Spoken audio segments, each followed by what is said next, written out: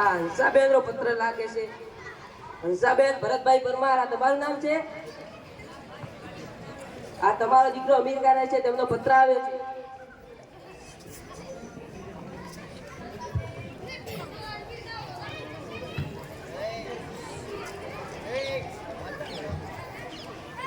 ઓ ભાઈ, આ પત્ર વાંચી આપો ને.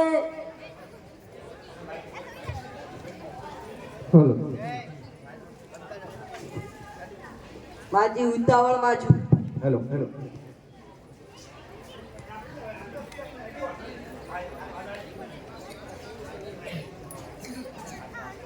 ઓ ભાઈ, આ પત્ર વાંચી આપો ને. લાવો માજી.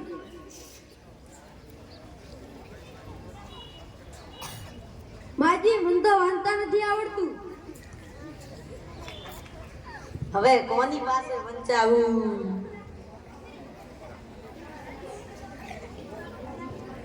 દૂધ લો ભાઈ, દૂધ તાજું મીઠું દૂધ, ચોખ્ખું દૂધ, ચોખ્ખી ભેંસનું ચોખ્ખું દૂધ.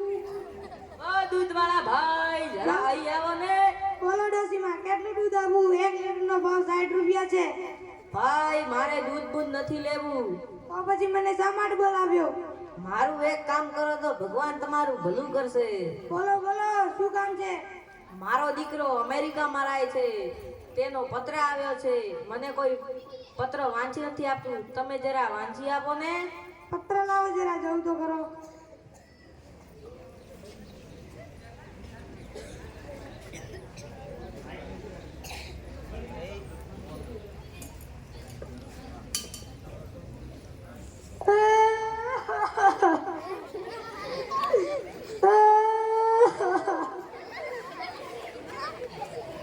શું થયું? કેમ રડવા લાગ્યા? ભાઈ, મને કહો તો જરા, પત્રમાં શું લખ્યું છે? કોઈ દુઃખ સમાચાર લાગે છે. મારા દીકરાને કઈ થઈ તો નથી ગયું ને?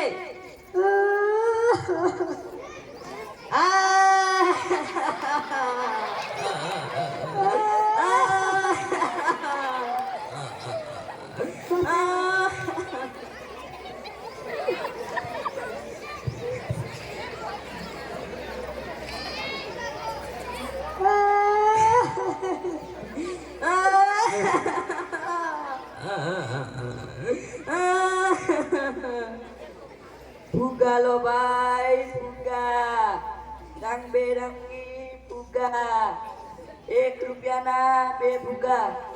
ઓ ભાઈ, તમે બંને કેમ રડો છો? શું થયું છે? કોઈ મરી ગઈ છે કે શું? કોઈ ગંભીર વાત હશે એટલે જ આ બંને રડે છે. હવે હું શું કરું? આ બંને જણને રડતા જોઈને મને પણ રડવું આવે છે.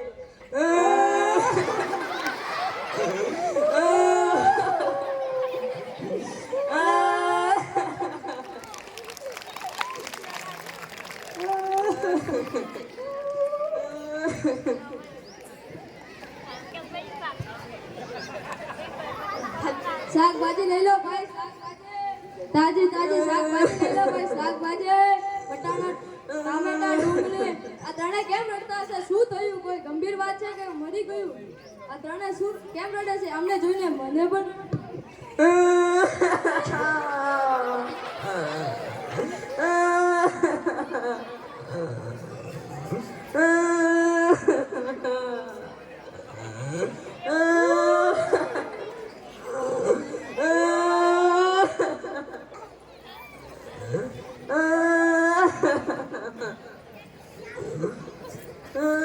રમકડા લઈ લો, રમકડા. જીસીબી ના 100 રૂપિયા ને ઢીંગલી ના 20 રૂપિયા. તમે બધા કેમ રડી રહ્યા છો? કોઈ દુઃખદની વાત હશે ત્યારે જ રડી રહ્યા છો. તમને જોઈને પણ મને પણ રડવું આવે.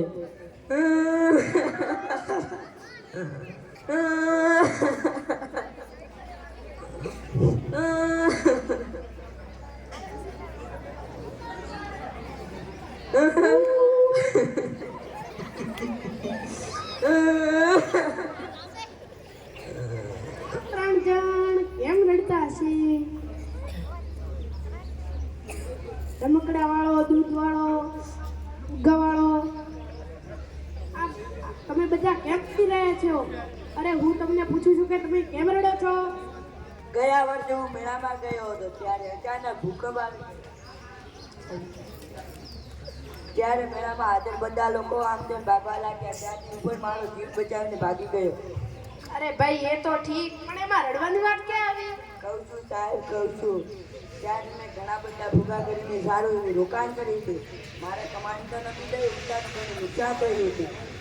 એ તો ઠીક, પણ ત્યારે રોકાણનો વળતર મેળવવા હું સરકારને અરજી કરવા માંગતો હતો, પણ ભણ્યો ન હતો એટલે અરજી લખી શક્યો નહીં અને મને કોઈ અરજી લખી આપી નહીં.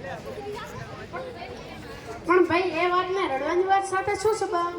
એ વખતે હું નતો રડ્યો એનો અર્થ એવો નહીં કે અત્યારે પણ ના રડું. આ બંને જણને રડતા જોઈને મને પણ રડવું આવી ગયું.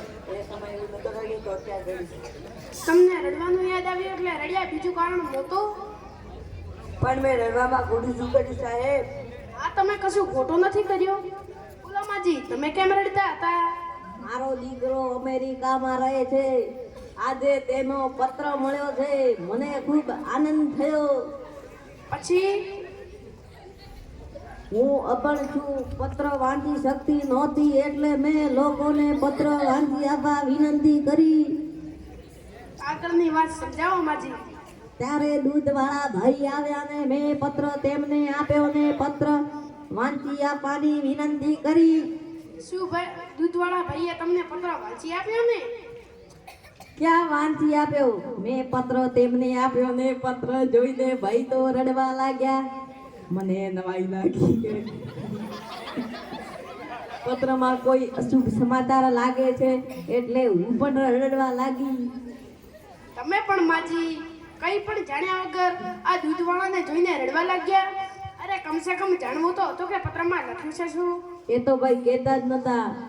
મને પણ પછી રડવી આવી ગઈ.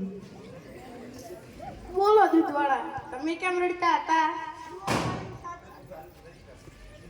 જુઓ ભાઈ, હું સાચી વાત કહું છું ને, નાનો હતો ત્યારે નિશાળમાં જતો ન હતો. આખો દિવસ રખડ્યા કરતો, આખો દિવસ ગામમાં રખડતો, શનિવારને દાડે જાતો ન નિશાળમાં, એકમ કશું ને દિવસે જાતો ન. મા બાપ મને બહુ સમજાવતા, શિક્ષક પર ઠપકો આપતા, પણ હું નિશાળમાં જતો ન હતો. ભણવું તો જરૂરી છે ભાઈ. સાહેબ, એ વાત આજે સમજમાં આવી. જ્યારે હું આ છોકરાઓ જેવડો નાનો હતો ત્યારે ભણવા જતો ન હતો. રડવાનું તમારે કોઈ બીજું કારણ નહોતું? નાનપણમાં ભણ્યો ન હતો એટલે સાવ અભણ રહી ગયો. અભણ હોવાથી આ માજીનો પત્ર વાંચી શક્યો નહીં. તેનો મને અફસોસ થયો, મને દુઃખ થયું, મને શરમ આવી. હું રડી પડ્યો. મારા જેવો મૂર્ખ આ સંસારમાં નહીં મળે. જુઓ ભાઈ, જુઓ, ભણ્યા વગર કેવી તકલીફ પડે છે. આ દૂધવાળાને જુઓ, ભણ્યા વગર કેવી તકલીફ પડે છે. તમે પણ નિશાળે જજો અને ભણ્યા વગર ન રહો તેનું ધ્યાન રાખશો. આ સંસારમાં ભણ્યા વગર નહીં ચાલે, નહીં ચાલે, નહીં ચાલે.